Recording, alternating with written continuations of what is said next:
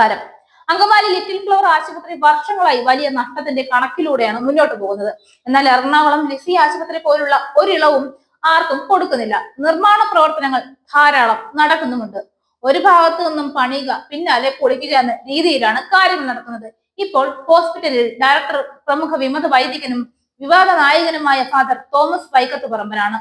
അച്ഛൻ എറണാകുളം ലിസി ആശുപത്രി ഒരു പരുവത്തിലാക്കിയിട്ടാണ് ഇപ്പോൾ അങ്കമാലിയിൽ കുടിയേറിയത്. വലിയ അഴിമതിയും സ്വജന പക്ഷപാതവുമാണ് നടത്തുന്നത്. ഡയറക്ടറുടെ സ്വന്തക്കാരടങ്ങുന്ന ഒരു സംഘമാണിപ്പോൾ കാര്യങ്ങൾ നിയന്ത്രിക്കുന്നത്.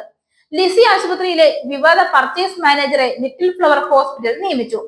നിർമ്മാണ പ്രവർത്തനങ്ങൾ ഉൾപ്പെടെ കോടികളുടെ സോളാർ അഴിമതിയും മറ്റു മിഷനറികൾ വാങ്ങിക്കുന്നതിൽ വലിയ ക്രമക്കേടും നടന്നു വരുന്നതായുള്ള വാർത്തകൾ അന്തപുരങ്ങളിൽ നിന്നും പുറത്തു വരുന്നുണ്ട്. കുടുംബക്കാർക്കും മറ്റ് ബിനാമി ഇടപാടുകാരെയും വെച്ച് കോടികൾ അടിച്ചു മാറ്റുന്നു. എന്തിന് ഹോസ്റ്റലിലെ ക്ലീനിംഗ് സ്റ്റാഫ് ഉൾപ്പെടെയുള്ളവരെ എടുക്കുന്നതിന് ഒരു സ്ഥാപനത്തെ മുന്നിൽ നിർത്തി അങ്കമാലിയിലെ പരിസരവാസികളായ തൊഴിലാളികളെല്ലാം പിരിച്ചുവിടുന്ന നടപടികൾ വരെ എടുത്തു. ഇത്തരത്തിൽ അദ്ദേഹവും സംഘവും നടത്തുന്ന അഴിമതികളിൽ അങ്കമാലിക്കാരുടെ ശ്രദ്ധ പതിയാതിരിക്കുവാനാണ് പരക്കെ ആക്ഷേപമുണ്ട്.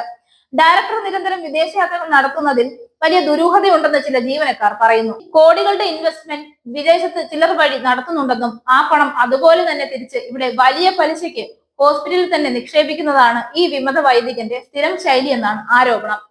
കേരളത്തിൽ തന്നെ കോടികളുടെ സ്ഥലം ഇദ്ദേഹത്തിന്റെ പല ഇടപാടുകളും വീട്ടുകാരുടെ പേരിൽ നിക്ഷേപിച്ചിട്ടുണ്ടെന്നും പറഞ്ഞു കേൾക്കുന്നു. വരും ദിവസങ്ങളിൽ അതിന്റെ തെളിവുകൾ പലതും പുറത്തു വന്നേക്കും.